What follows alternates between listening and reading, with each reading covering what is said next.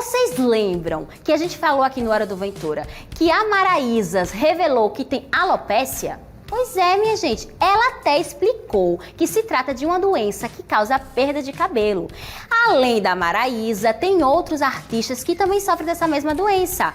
E eles a gente vai falar agora, sabe de quem? O ex-BBB, Lucas Penteado, que sofre de alopécia areata. Tem uma outra pessoa, uma artista conhecidíssima, que é a Viviane Araújo, que revelou lá em 2018 que também sofre de alopécia de tração. Como a gente está podendo observar na imagem aí, a Viviane Araújo, ela já comentou que sofre de alopécia.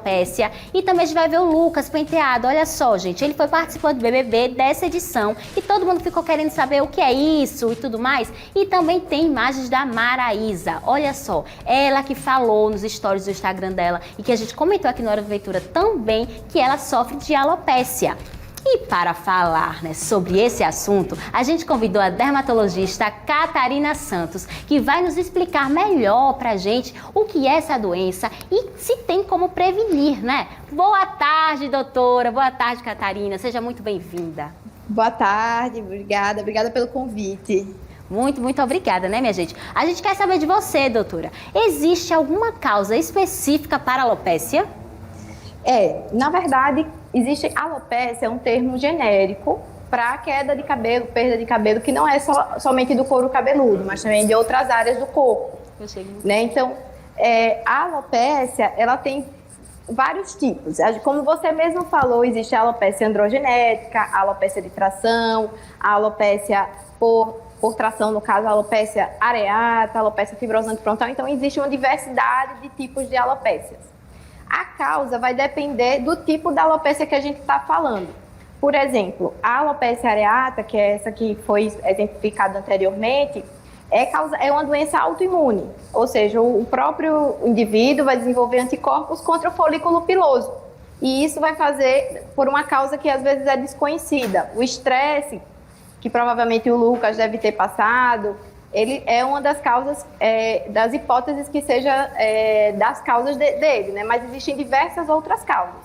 Já da androgenética, existem causas genéticas envolvidas, hormonais, inflamação envolvida. Então, depende do tipo de alopécia que a gente está falando. Entendi. A de tração, que inclusive é a da Viviane Araújo, todo mundo ficou meio que preocupado. Poxa, mas ela usa muito mega ré. Será que foi essa uma das causas já de tração? A alopécia de tração é como o próprio nome fala. A causa é a tração do couro cabeludo.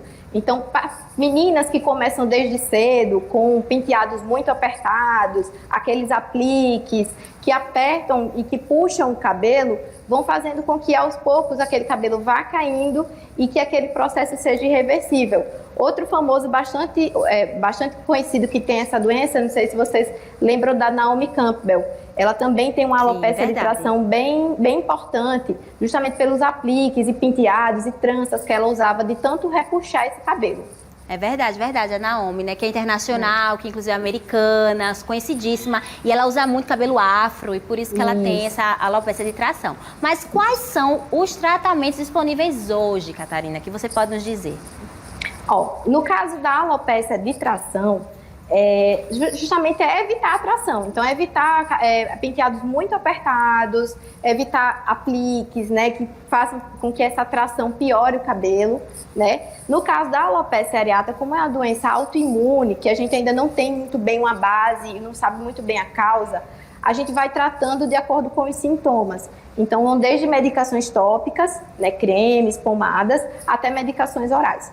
Na androgenética, né, que a gente está falando dessas três principalmente, né, como também tem uma questão hormonal de afinamento dos fios, a gente às vezes usa algumas medicações para estimular o crescimento dos fios. Vão desde medicações tópicas até orais também. Isso vai depender muito de caso a caso, da gravidade do caso que a gente está falando, né? Mas assim, a gente começa geralmente às vezes com medicações tópicas e vai até tratamentos mais invasivos, como procedimentos e tudo mais. Vai depender de cada caso também. Entendi. Mas assim, tem alguma média de tempo que a gente pode precisar e que você pode nos dizer, dura em torno de meses, anos? Como é que é, mais ou menos? Essa é uma pergunta que vale milhões de reais, assim, porque depende de cada caso. No caso da alopécia areata, se a gente consegue descobrir, por exemplo, a causa que a gente está descobriu aqui, por exemplo, o paciente tem um problema que é hormonal, o problema da tireoide que está desencadeando aquela alopécia, ele vai, de alguma forma, a gente corrigindo aquele problema, ele consegue responder super rápido. Mas depende de cada caso. A alopecia androgenética, por exemplo, que a gente começa às vezes com medicações tópicas, às vezes a gente já consegue ver, a depender da medicação, um início assim, já de repilação com 3 meses, o início, né? Mas assim, às vezes a repilação completa vai depender realmente da gravidade de cada caso e do tipo de doença que a gente está falando.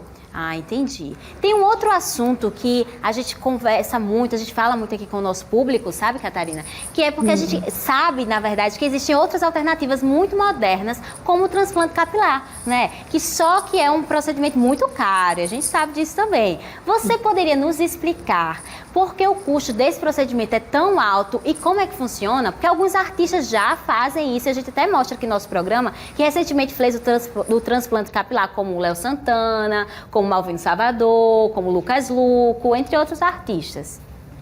O transplante capilar ele é um procedimento invasivo, né, que envolve anestesia, né, envolve infiltração de anestesia, em alguns casos, a depender do tipo do procedimento que a gente está fazendo. Às vezes até o paciente precisa ir para centro cirúrgico, né? Então envolve uma equipe, às vezes, de anestesistas, técnicos de enfermagem, além dos cirurgiões, né? É um procedimento que envolve, que, como eu falei, é invasivo, então que envolve uma série a depender de cada procedimento, porque na verdade existem vários tipos de procedimento de transplante capilar. Existe, por exemplo, um transplante que a gente pega um fragmento do couro cabeludo e coloca no local, e existe também a técnica de folículo a folículo, que a gente vai tirando o folículo e vai colocando no local onde a gente quer que aquele cabelo cresça. A depender dessa técnica, do cirurgião, da experiência do cirurgião, é que vai realmente ter um custo diferente. Então, por isso que existem diferentes valores e diferentes procedimentos, porque é um procedimento que realmente tem um risco para o paciente, por isso que ele tem um custo mais alto. Entendi. E tem algum outro tratamento paliativo que vocês, dermatologistas, podem fazer? Que é isso que você está explicando? Vamos supor, para a alopecia androgenética, né, existem algumas infiltrações de medicações, existem alguns lasers que a gente pode fazer também. Então, assim, a gente pode ir associando os tratamentos. Nunca é, geralmente, um tratamento só. A gente nunca faz uma medicação só. Então, a gente geralmente faz e vai também, de acordo com a resposta de cada paciente, a gente vai introduzindo um outro tratamento, né? E no caso da gente pode... Algumas pessoas estão habilitadas, né? Precisa fazer um curso, realmente, de transplante capilar. Mas, geralmente, a gente faz alguns outros tratamentos alternativos na tentativa de repilar aquele cabelo. Ok, Catarina, muito obrigada. Acho que deu para entender muito bem, muito claro. Você foi maravilhosa. Uma boa tarde para você, viu? Obrigada, mais uma vez, obrigada pelo convite. Tchau, tchau. Fico à disposição. Tchau. Valeu, obrigada, minha gente.